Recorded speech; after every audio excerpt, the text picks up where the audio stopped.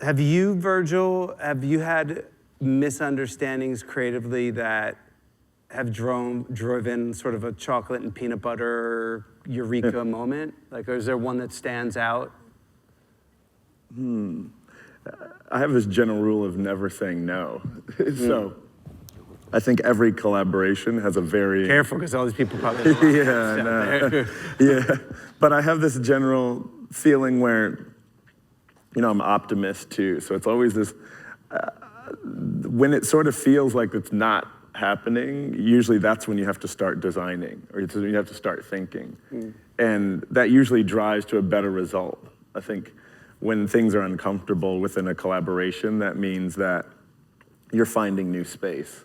Is what we do borrowing? Yes, came from the history. For example, the contemporary art scene. So like a 20 years cycle, so we have. So like, you know, Basquiat, like 30, 40 years ago. And then, you know, coming back to the New York kind of the trend is, you know, kind of really rapidly, you know, painting. Something like that, the fashion thing is cycle. That's why, you know, came from the history. So that is, you know, my answer. So many references of your art and your work point to explicitly or indirectly artists and philosophers from the past. What's your obsession with time and history about? Well, one of the main sort of focuses of my work is to make sure that it's necessary and important. You know, make sure that our generation is valid. You know, that streetwear is a valid fashion movement.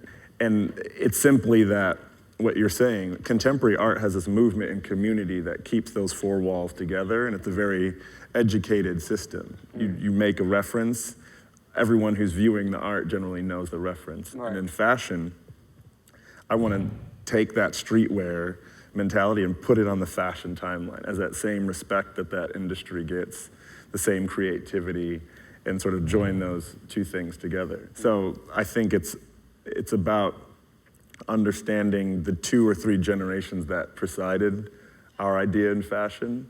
And once you have a foundation of that, and so art is a sort of think tank of different ideas that are translated through painting, sculpture, you know, and I think fashion, I blatantly show that to this demographic so that other people can learn who their favorite artist is. In some ways, we're just finishing something that's been started. You're just connecting different dots, and I think that's the beauty of ComplexCon to me, is that we've, outside of the industry of fashion or the art world, we on this stage have decided to plug those two things together in an unabashed way. They sleep and see, wake 'em up!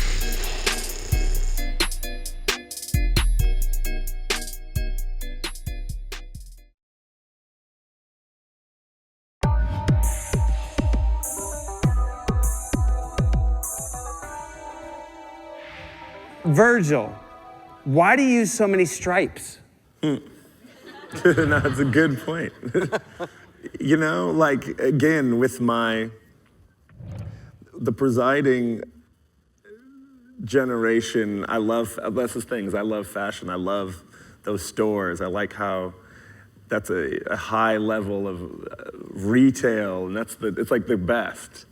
And so I'm like any other kid when I started. I have a laptop, I have a cracked version of Adobe Illustrator and Photoshop. I go to Google Image, I find white t-shirt, drag it to the desktop, pull it in. I'm like, okay, and this in my mind is designing fashion.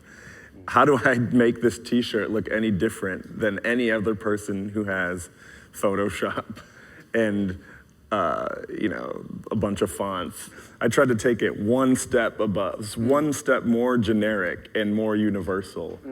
And literally just opened my eyes and I saw diagonal lines everywhere.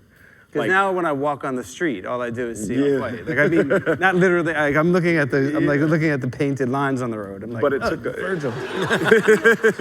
But it's a thinking, like it is ubiquitous. I overthought it and I said, a diagonal line pattern is more universal than the monogram. Right. and no one's using it. And it's free, anyone could use it. It's like clip art, it's like the fonts that you don't have to pay for. Which ironically is the same with Pyrex. It's the same font as RSVP Gallery, the first store I opened. It's the same font that I just used one font for maybe like a good font. What was the font? It's free on DaFont. It's called College Font. Oh. This is free information, but it's like all free. I know DaFont.com. Yeah, but imagine You've been to 1001 fonts? Yeah, of course. But you can tell. So all I did with the trademark or the quotes is I take things that are readily available, I use them in succession enough where they can become mine. Who is your Yoda and why? Oh, this is my, I told you about Japanese art historian Nobuo Tsuji is, my mentor, the kind of the Yoda. Like he was trained and he was, many claim for me. Like you have a lot of employee. This is not artist, this is a, very old school idea, but from him, the completely different idea. He understood about, Japanese art history because like 300, 400 years ago, so Japanese art was not, making for just alone the people. I have a ton, Okay. And picture it like a mood board or something. It's everyone from Kanye West, of course, Pharrell Williams, Marcel Duchamp, Damien Hirst, Rem Koolhaas, Kurt Cobain, Eazy-E, King Cruel, Radiohead, the idea of that.